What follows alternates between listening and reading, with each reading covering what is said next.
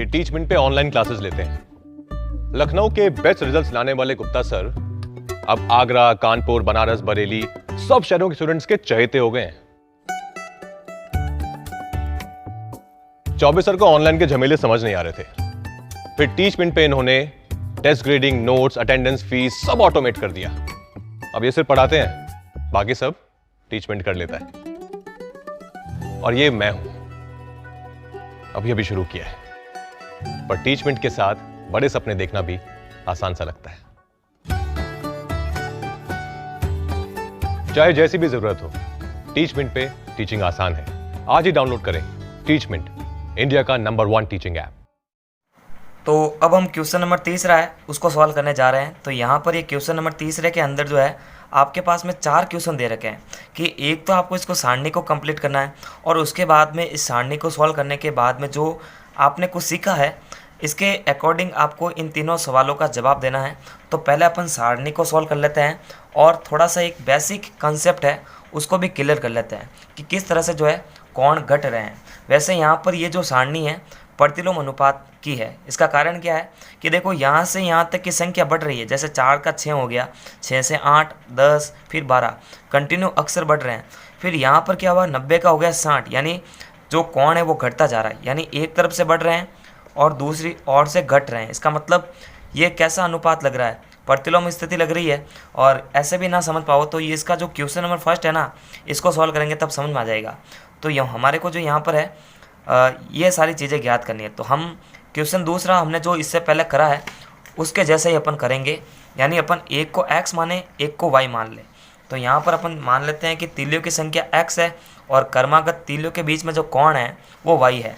तो यहाँ पर इसको डायरेक्ट ही करेंगे, इतना लिखने की आवश्यकता नहीं है। माना कि तीलियों की संख्या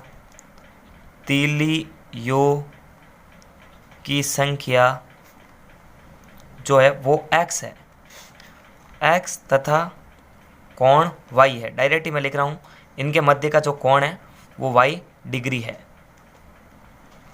अब देखो इसकी ये जो सारणी है ना, इसको अपन थोड़े से चेंज कर देंगे, यानी यहाँ पर लिख देंगे x और दूसरी जगह लिखेंगे y, और x के जो लाइन के बिल्कुल सामने है ये सारे मान लिख देंगे, यानी 4, 6, 8, 10 और 12। ठीक है, फिर यहाँ पर कोण लिखेंगे 90 डिग्री, 60 डिग्री। अब ये सारे ज्ञात करने हैं। तो मैंने पहले ही बताया था कि अपन x1, x2 इस तरह से मानते थे। तो यहाँ पर y1, y2, इसको y3, इसको y4 और इसको y5। ठीक है, तो यहाँ पर कोण घट रहा है और एक ओर से तीलियों की संख्या बढ़ रही है, तो ये प्रतिलोम अनुपात की स्थिति है। तो सिंपल तरीके से इसको सॉल्व करेंगे, ज़्यादा इसमें दिमाग लगाने की आवश्यकता नहीं है। दिमाग खाली वो जो नीचे वाले 3 क्वेश्चन है उसके अंदर लगाना पड़ेगा। तो यहाँ पर अपन सिंपल लिख देंगे प्रतिलोम अनुपात की स्थिति से, प्रतिलोम अनुपात की स्थिति से। तो यहाँ पर प्रतिलोम अनुपात की स्थिति वही कि x1 इंटू y1 बट बराबर x2 इंटू y2। ठीक है, तो यहाँ पर प्रतिलोम अनुपात की स्थिति है, लेकिन हमें जो है y3 ज्ञात करना है, तो हम इस कॉलम का यूज़ करेंगे, फिर कंटिन्यू आगे बढ़ते जाएंगे। क्वेश्चन नंबर दूसरा देखा है तो उसके जैसा ही है ये। तो यहाँ पर y3 के लिए सिंपल लिख देंगे और इसको समीकरण 1 दे देंगे। तो y3 के लिए समीकरण 1 का नियम लगाएंगे। तो यहाँ पर पहले y3 के लिए ये कॉलम लिख देते हैं, यानी 6/60 और 8/y3, 6/60 और 8/y3। ठीक है, तो ऊपर नीचे गुणा करना पड़ता है। तो समीकरण 1 से समीकरण 1 कौन सा, ये प्रतिलोम स्थिति वाला। तो 6 इंटू 60 डिग्री बराबर में है 8 इंटू y3। तो y3 को तो ज्ञात करना, उसको वहीं पे रख देते हैं, इसका भाग इसमें रख देते हैं। तो यहाँ पर 6×6 36, यानी 360 के अंदर 8 का भाग लगेगा। तो यहाँ पर जो है ये बराबर 45 बार चला जाएगा, यानी जो y3 की वैल्यू है वो आएगी 45 डिग्री।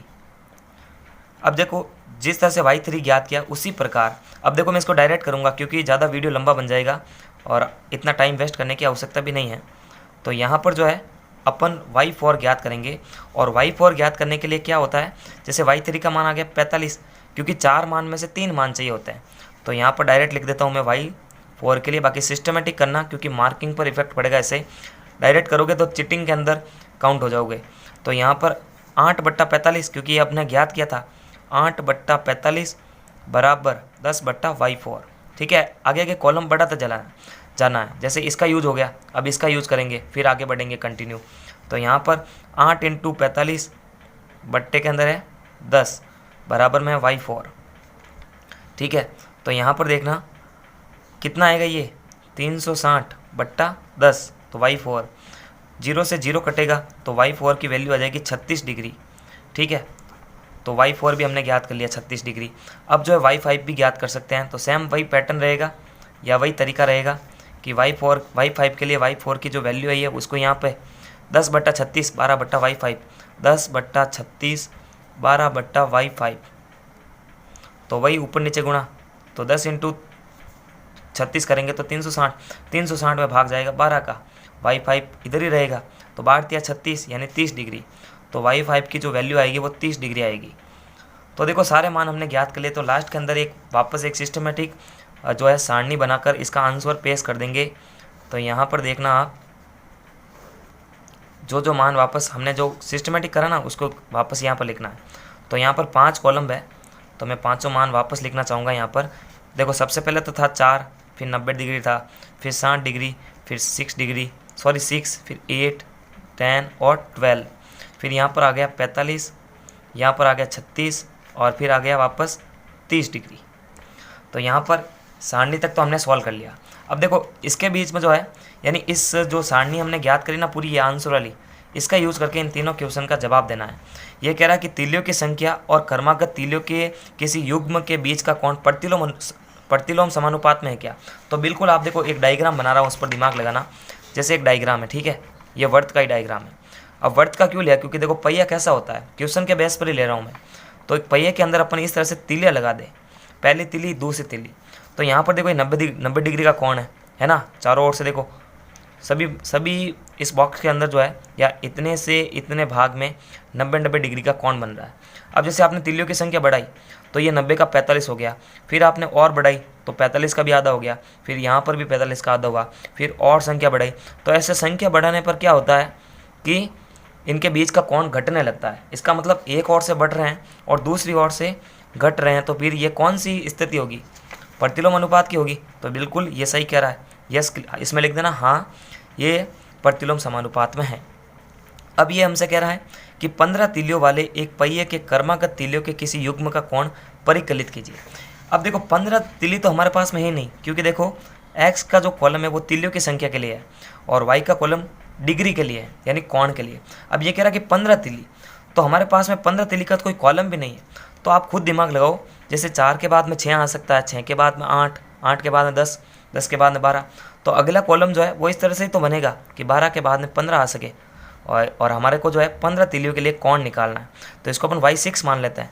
अब देखो इसको भी सॉल्व कर सकते हैं इस कॉलम का यूज़ करके, यानी 12/30 15/y6। तो देखो इसको सिस्टमेटिक करने की आवश्यकता नहीं है, डायरेक्ट ही कर सकते हो सेकंड वाले को कि 12/30 और 12 के आगे 15 तीली आई थी और 15 तीली के लिए y6 हम ज्ञात कर रहे हैं।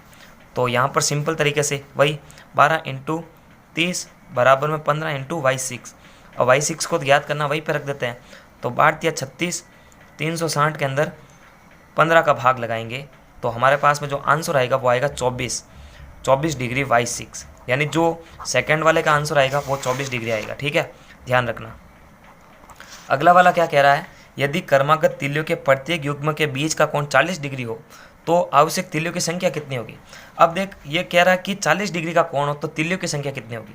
जैसे 90 डिग्री का कोण बन रहा था तो तीलियाँ थी 4, 60 डिग्री का कोण बन रहा था तो तीलियाँ थी 6। अब ये कह रहा है कि जब 40 डिग्री का कोण हो जाए तो तीलियों की संख्या ज्ञात करो। तो इस एंगल में तो 40 डिग्री कहीं पे लग ही नहीं रहा है, लेकिन आप खुद दिमाग लगाओ, 40 डिग्री जो है वो 36 डिग्री और 45 डिग्री के मध्य आ सकता है ना। 40 डिग्री 45 और 36 डिग्री के मध्य आता है। तो हम क्या करेंगे, 40 से छोटा वाला कॉलम का यूज़ नहीं करेंगे, बड़े वाले का यूज़ करेंगे। यानी देखो पहले 36, फिर 36 के बाद 40 आया होगा। तो ये कह रहा कि 40 डिग्री के कोण पर तीलियों की संख्या ज्ञात करो। तो हम देखो नीचे तो है कोण, ऊपर इसके लिए तीलियों की संख्या, और इसके आगे वाला जो कॉलम है ना 45 और 8 वाला, इसका यूज़ करके जो है हम 40 डिग्री के कोण के लिए तीलियों की संख्या निकाल सकते हैं। यानी 8 × 45, और देखो इसको 8/45 बराबर में एक्स बट्टा 40। ठीक है, कुछ समझ में आना चाहिए आपको, तीसरे के लिए कर रहा हूँ मैं, क्योंकि इन दोनों के मध्य ही कौन आएगा, तो छोटा वाला तो यूज कर नहीं सकते, आगे आगे ही बढ़ेंगे ना, ऐसे आगे के तो बढ़ रहे हैं, 36 का 45, 45 का 60, कंटिन्यू आगे बढ़ रहे हैं, तो 40 के बाद में 45 आएगा, तो इस कॉलम का यूज़ करा।